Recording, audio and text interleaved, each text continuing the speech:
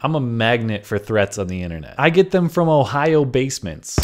Fucking elbow, dude? That'd kill your ass. I get them from the Australian outback. Yeah, I'm gonna come to America, I'm gonna find out where you live, and I'm gonna kill you. I promise. I get them straight from the dirty South. I won't even fight you. I'll let her fight you and whoop your ass. And the reasons for that are actually twofold. For one, I don't easily walk away from an internet disagreement. I don't necessarily initiate it either, but if you come at me in the YouTube comment section or on Twitter and you're willing to go the distance, there's a good chance that our discussion is going to get pushed to the maximum allowable extent. But the other reason these threats happen is because they're self-perpetuating. One person makes one, I discuss it, and we all laugh at it, and another person makes one in a copycat effort or a trolling attempt to try to get me to bite on a fake. But I like to think I have a good nose for the fakes. The ones I show you, the audience, I believe sincerely to be legitimate. And the ones I don't show, I don't because we gave them the old sniff test and they failed. All right, what do you think about this threat? Now, the latest threat I received came like John Cena out of nowhere on YouTube last week. Hey, fight me. I'll show up at your house and beat the shit out of you. It's time someone teaches you a lesson. Very well. Inquire privately, please. So what's this regarding? You don't understand how much I fucking hate you. If I could, I'd stab you with my homemade knife. Well, that escalated quickly. For your information, that looks like a 12-year-old's hand to me too, but helpful Facebook research from a friend suggests this guy is actually 20. I left the conversation at that point, but he added some videos for further explanation. If I ever went to your house, this would be your neck. And I'll fucking grab my knife and fucking slit your fucking throat. And I'll keep on going deeper and deeper and deeper until you can't make shitty YouTube videos again, you fucking fuck boy.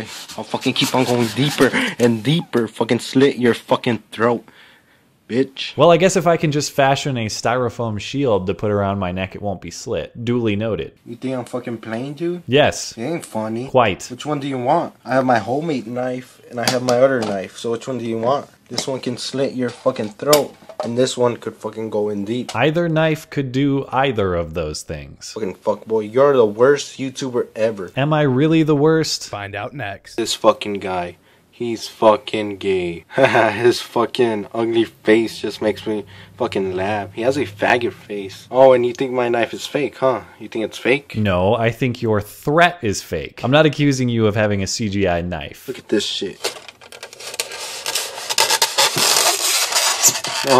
You still think it's fake? All right, I'm convinced. The knife is real. Fucking faggot. You should get rid of your YouTube channel. But I don't buy this threat as legit, and so the threat itself isn't what's interesting to me. But the path of thought that it led me down is. I saw these messages and these videos, and I immediately thought fake troll bait, and so I moved along. But the fact that it didn't really bother me made me think. If messages like this get to Anita Sarkeesian, or Zoe Quinn, or anyone of that school of thought, it is a big deal, and we have to petition the UN to start monitoring the internet. And that's absurd to me. Why? Because we don't suppress speech to control a few bad apples in the bunch. If we start censoring speech on the internet, that is a problem worse than a couple idiots being abusive and making threats, because we are no longer exchanging ideas freely.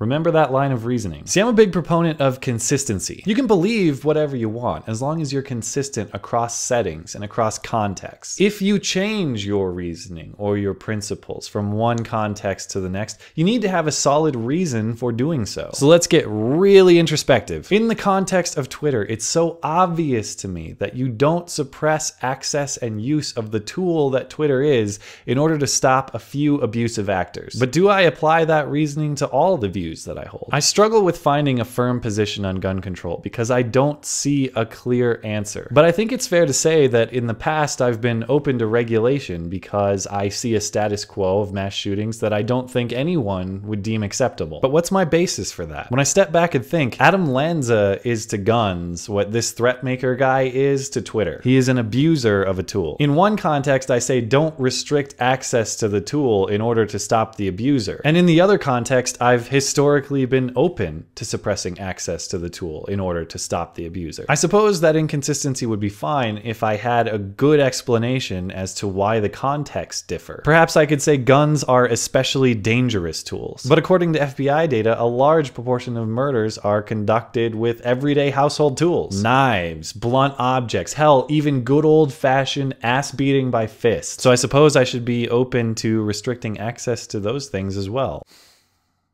I don't know. This is usually the part where I wrap things up in this insightful, cohesive, feel-good way. And I can't. Guns are the great policy enigma to me. I don't have a solid conclusion. I'm starting to think my previous persuasions and my previous tendencies were based more on emotion than they are on sound reasoning. But all I know is this. In taking a stance on any issue, let the facts and sound reasoning lead you to your conclusion. Do not conclude first and rationalize your reasoning to fit that preconceived conclusion later. Maybe on guns, I've had a preconception that they are inherently bad, and so I've rationalized a reason for restricting them that's counter to the reasoning I use in all other contexts of my life. And those are views on which I am very firm. So I don't know. I'd like to know what you think. Is it inconsistent to say we should not make communication platforms like Twitter unduly restrictive to try to stop the bad actors, but restricting firearm access to try to stop the bad actors is just fine? Or have I missed some contextual explanation that justifies this inconsistency? That is exactly the kind of thoughtful discussion I always appreciate down below, and especially over on Twitter. That is @skag_3. You're always welcome to come hang out and chat with me in my live stream. That is linked in the description. Looking forward to it, and Happy New Year. Okay, bye.